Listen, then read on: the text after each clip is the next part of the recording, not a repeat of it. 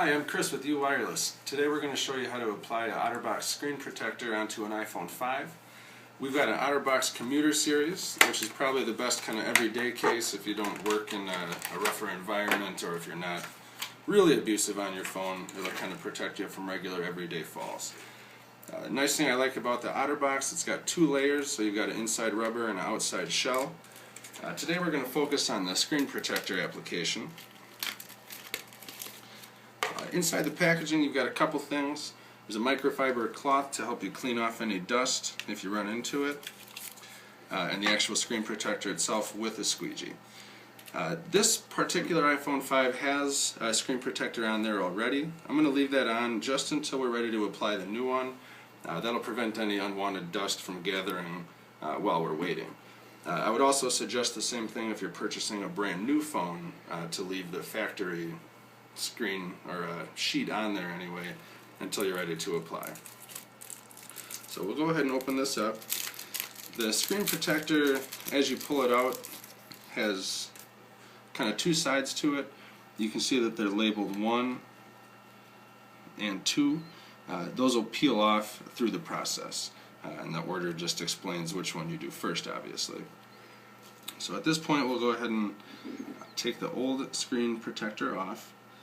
This one's made of glass, so just want to make sure we,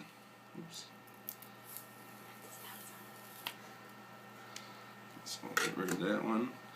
We'll take a look at the display, see if there's any leftover dust or glass in that case. This is where the microfiber cloth will come in handy. So you just kind of want to use gentle strokes from the inside toward the outside to clear up any kind of remaining dust. Sometimes you gotta be a little persistent with it. That's the real key, is you don't want any dust on the display. Any dust is what will lead to those nasty bubbles that you can't get rid of. So we really want to do the best we can to keep it perfectly clean ahead of time.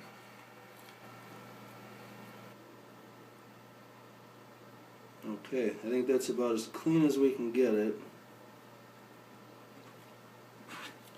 And this is where we start the application of the new one. So again, you want to follow the numbered sides. We're going to start with removing the number 1.